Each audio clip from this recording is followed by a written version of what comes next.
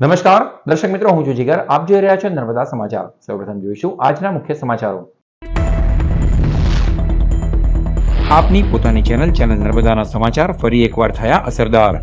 માર્ગની મંજૂરી બાદ પણ કામગીરી શરૂ નહીં થતા કરાયા હતા સમાચાર પ્રસારિત. આખરે વાલિયાની ડહેલી ચોકડીથી અંકલેશ્વર સુધીના માર્ગના નવીનીકરણનું કામ શરૂ.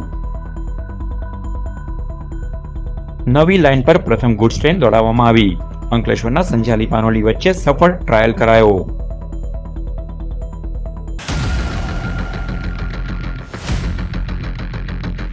વાલિયાની ડેલી ચોકડીથી અંકલેશ્વર સુધીના માર્ગનું આખરે કામગીરી શરૂ કરવામાં આવતા વાહન ચાલકોએ રાહતનો શ્વાસ લીધો. અંકલેશ્વરથી વાલિયા નેત્રંગની જોડતા 37 કિલોમીટરનો માર્ગ અત્યંત બિસ્માર બનતા ધૂળનું સામ્રાજ્ય જોવા મળી રહ્યું છે. આ માર્ગના નવીનીકરણ માટે અનેકવાર રજૂઆત કરવામાં આવી હતી, જે રજૂઆતને પગલે સરકાર દ્વારા રોડના નવીનીકરણ માટે ગ્રાન્ટ મંજૂર કરવામાં આવી છે, જે 37 કિલોમીટર માર્ગના સમારકામ માટે ₹50 કરોડનું ટેન્ડર ઓક્ટોબર માસમાં મંજૂર કરવામાં આવ્યું છે. જે બાદ પણ માર્ગની કામગીરી શરૂ નહીં કરવામાં આવતા આપની પોતાની ચેનલ નર્મદા ઉપર સમાચાર પ્રસારિત કરવામાં આવ્યા હતા, જેને પગલે તાબડતોડ માર્ગની કામગીરી શરૂ કરવામાં આવી છે. વાલિયાની ડહેલી ચોકડીથી અંકલેશ્વર તરફના રોડનું કામ શરૂ કરવામાં આવ્યું છે. માર્ગના નવીનીકરણનું કામ શરૂ થતાં જ વાહન ચાલકોએ રાહતનો શ્વાસ લીધો છે. અંકલેશ્વરના સંજાલી પાનોલી નવી લાઇન પર પ્રથમ ગુડ્સ ટ્રેન દોડાવવામાં આવી. વડોદરા રેલવે ડિવિઝનમાં સંજાલી પાનોલી કનેક્ટિંગ લાઇન પર પ્રથમ ગુડ્સ ટ્રેન સફળતાપૂર્વક દોડી હતી. Delhi Mumbai western dedicated freight કોરિડોરનો લાભ અંકલેશ્વરની પાનોલી જીઆઈડીસી અને આસપાસના ઉદ્યોગોને રેલવે જોડાણ મળે તે માટે સંજાલી પાનોલી કનેક્ટેડ લાઇન વિકસાવવામાં આવી છે, જેની સફળ ટ્રાયલ લઈ વડોદરા ડીઆરએમ અને અન્ય અધિકારીઓની ઉપસ્થિતિમાં ટ્રેનનો પ્રારંભ કરાયો છે. આ રૂટ પર માલગાડી શરૂ થતાં માલ પરિવહન મજબૂત બનવા સાથે સ્થાનિક ઉદ્યોગોને સસ્તી અને ઝડપી પરિવહન સેવા ઉપલબ્ધ થઈ છે. વાલિયા તાલુકાના વાંદરિયા ગામે ઇકો ગાડી હટાવવા મુદ્દે એક જ કોમના બે જૂથ વચ્ચે ધીંગાણું સર્જાતા બે લોકોને ઈજાઓ પહોંચી. વાલિયા તાલુકાના વાંદરિયા ગામના નિશાળ ફળિયામાં રહેતો પ્રતિક યોગેશ વસાવા ગત તારીખ 17મી નવેમ્બરના રોજ સાંજના 7:30 વાગ્યાના અરસામાં મિત્રો સાથે ફળિયામાં આવેલ ચકલા પાસે બેઠા હતા. તે સમયે ચોર આમલામાં રહેતા તેઓના કાકા દીપક ચંપક વસાવા ઇકો ગાડી લઈને આવ્યા હતા, જે ઇકો ગાડી અચાનક બંધ પડી ગઈ હતી.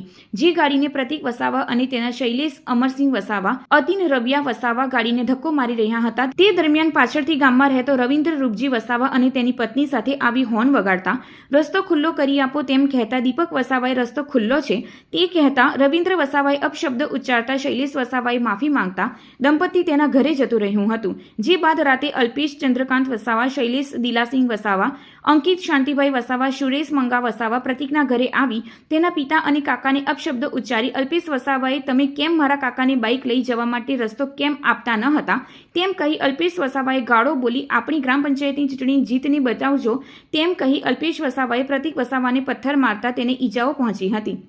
જ્યારે નજીકમાં મોબાઈલમાં વિડીયો ઉતારી રહેલી યુવાને શૈલેષ દિલસિંહ વસાવાને પથ્થર મારતા ફોનમાં વાગી જતા મોબાઈલ ફોન બ્લાસ્ટ થઈ તૂટી ગયો હતો.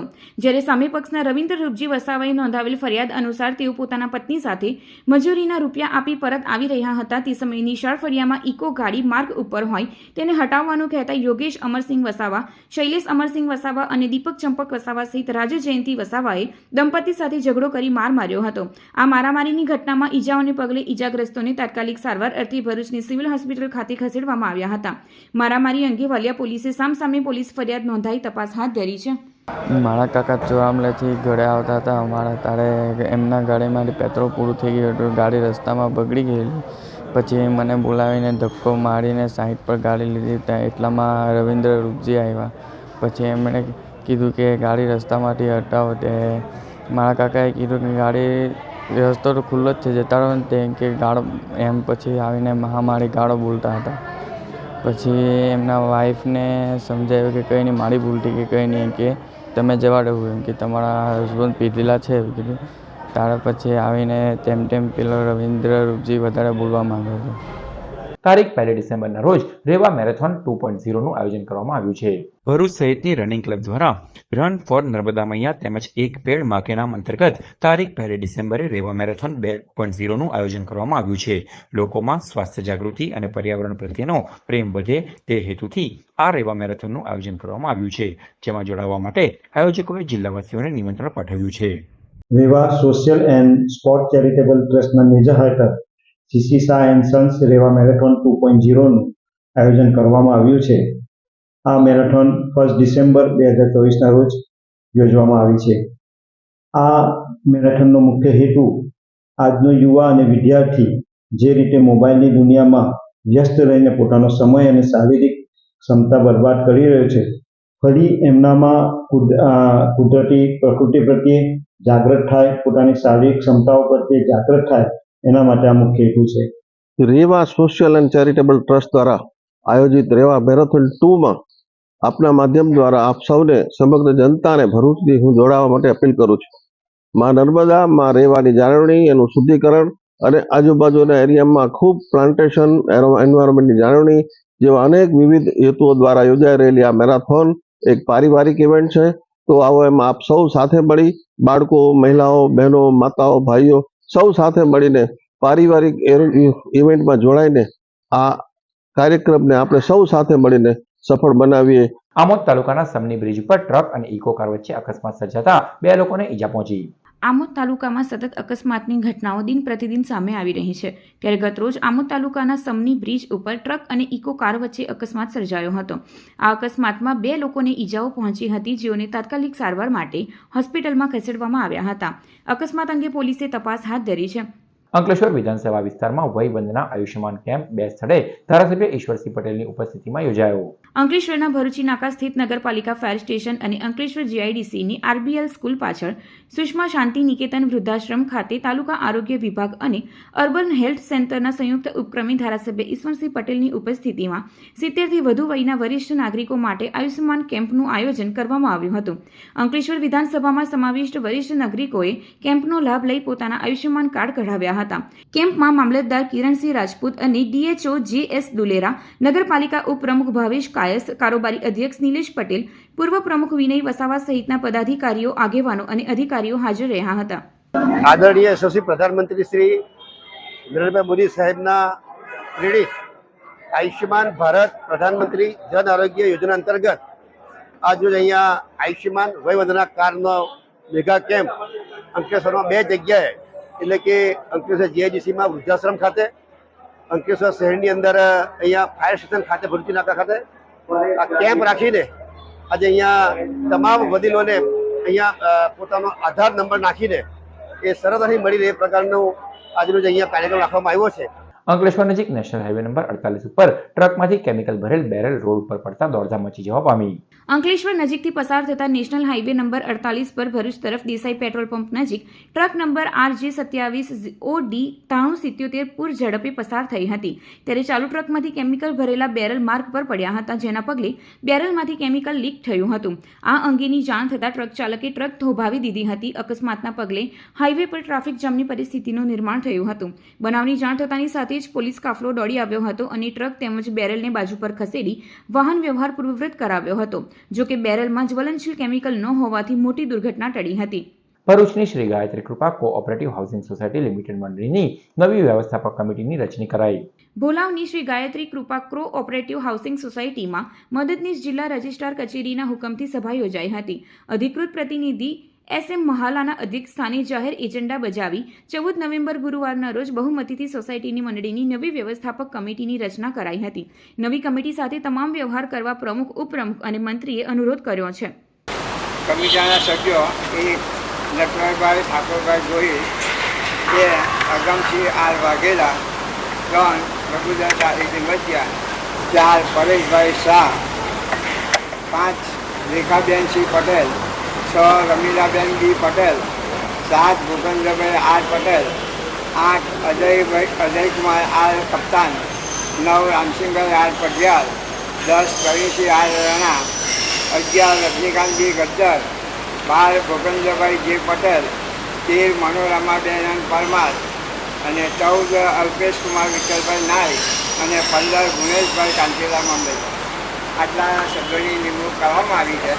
નંદેલાવ ગ્રામ પંચાયત દ્વારા બુસા સોસાયટીના કોમન પ્લોટમાં બુધવારી હાટ બજારનો આરંભ કરાયો. નંદેલાવ ગ્રામ પંચાયતમાં સમાવિષ્ટ સોસાયટીઓ અને આજુબાજુના રહીશોને તમામ ચીજવસ્તુઓ સસ્તી મળે માટે હાટ બજારની શરૂઆત કરાઈ છે. ભરૂચ તાલુકા પંચાયત સભ્ય મેહુલ જોશી, સરપંચ લક્ષ્મીબેન ચૌહાણ, તલાટી નિલેશ પટેલ સહિતની હાજરીમાં બુધવારી હાટ બજારનો પ્રારંભ કરાયો હતો. સોસાયટીના કોમન પ્લોટમાં હાટ બજારીમાં ફળ, ફળાદી, શાકભાજી, જીવન જરૂરિયાતની ચીજ વસ્તુઓ સીધી જ અને સસ્તા ભાવે મળી રહેશે. કાર્યક્રમમાં ગ્રામ પંચાયતના સભ્યો સભ્યો અને અન્ય રહીશો ઉપસ્થિત રહ્યા હતા.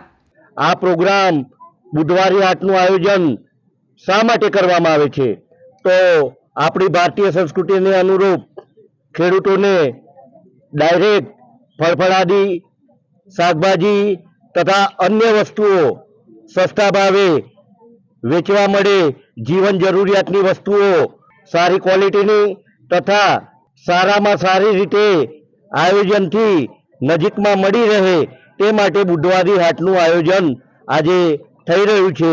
અંકલેશ્વરની વિવિધ સંસ્થાઓના સભ્ય સાર્થકો ફાઉન્ડેશન ચેરિટેબલ ટ્રસ્ટ સંચાલિત બાળ સંસ્કાર કેન્દ્રની મુલાકાત લીધી. ભરૂચ શહેરમાં આવેલ સાર્થક ફાઉન્ડેશન ચેરિટેબલ ટ્રસ્ટ સંચાલિત બાળ સંસ્કાર કેન્દ્રની અંકલેશ્વરની વિવિધ સંસ્થાઓ queen club, Lions garden, city club અને ઇનરવેલ ક્લબના સભ્યોએ મુલાકાત લીધી હતી અને બાળકોને નાસ્તો અને ફ્રૂટ આપી પ્રોત્સાહન આપ્યું હતું. આ મુલાકાતમાં queen club president Pinal Nayak, lions garden city ક્લબના પ્રેસિડેન્ટ કિરણબેન નકીલ, ઇનરવેલ ક્લબના પ્રેસિડેન્ટ હર્ષાબેન, હેમલભાઈ તથા સાર્થક ફાઉન્ડેશન સંસ્થાના પ્રમુખ હેતલ શાહ, સંયોજિકા અપેક્ષાબેન, રાહુલભાઈ ઉપસ્થિત રહ્યા હતા. નેત્રંગ તાલુકાના મોટા માલપુર ગામ ખાતે ધરતી આબા જનજાતીય ગ્રામ ઉત્કર્ષ અભિયાન અંતર્ગત વિવિધ યોજનાના લાભાર્થીઓ માટે કેમ્પ યોજાયો.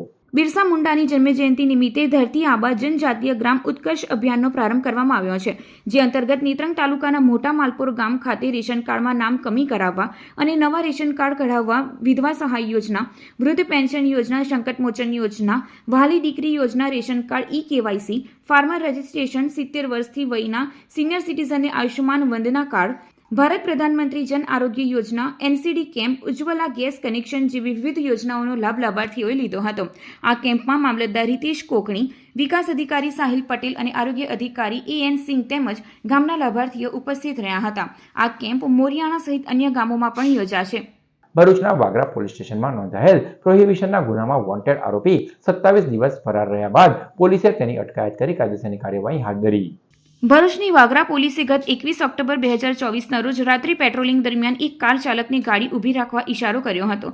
તે છતાંય કાર ચાલકે ગાડી ઊભી નહીં રાખી ગાડી ભગાડી ગયો હતો, જેથી પોલીસને શંકા જતા તેનો પીછો કરતા ભેરસમ નજીક વળાંક પાસે કાર પલટી જતા અંદર ભરેલો દારૂનો જથ્થો બહાર આવી ગયો હતો. પોલીસે કાર ચાલક સાથે ₹12.4 લાખનો મુદ્દામાલ કબજે કરી કાયદેસરની કાર્યવાહી હાથ ધરી હતી. આ મામલામાં કાર ચાલકની પૂછપરછ દરમિયાન અજીમ બક્ષ તેમજ ફૈજલ મકા નામના 2 ઈસમો પણ ગુનામાં સામેલ હોવાનું જણાવ્યું હતું, જેથી પોલીસે બંને ઈસમોને વોન્ટેડ જાહેર કરી તેઓને ઝડપી પાડવાના ચક્રો ગતિમાન કર્યા હતા. પોલીસ પકડથી દૂર અજીમ બક્ષ નામના ઈસમની 27 દિવસ બાદ પોલીસે ધરપકડ કરી કાયદેસરની કાર્યવાહી હાથ ધરી છે. ભરૂચ જિલ્લાના ટ્રાયબલ વિસ્તારમાં દીપડાનો ભય યથાવત જોવા મળી રહ્યો છે. સતત બીજા દિવસે ગ્રામ્ય વિસ્તારમાં દીપડાની લટર નોંધાઈ છે. ઉલ્લેખનીય છે કે શેરડી પિલાણની સિઝન ચાલી રહી હોવાથી આશ્રય સ્થાન ગુમાવવાને કારણે દીપડા સીમ છોડી રહેણાંક વિસ્તારમાં આવી જતા હોવાની ઘટનાઓ સામે આવી રહી છે. ત્યારે ઝઘડિયા તાલુકામાં દીપડા દેખા દેતા હોવાની ઘટનાઓ સામે આવી રહી છે. તેવામાં ગતરોજ રાતે ભાલોદ નજીક રેતીની લીઝમાં દીપડો આવી ગયો હતો, જે દીપડાને પગલે સીઝ ધારકોમાં ફફડાટ વ્યાપી ગયો છે. શિકારની શોધમાં લટાર મારતો દીપડો સીસીટીવી કેમેરામાં કેદ થયો છે. આ અંગેની જાણ થતાં ઝઘડિયા વન વિભાગે પાંજરું ગોઠવવાની તજવીજ હાથ ધરી છે.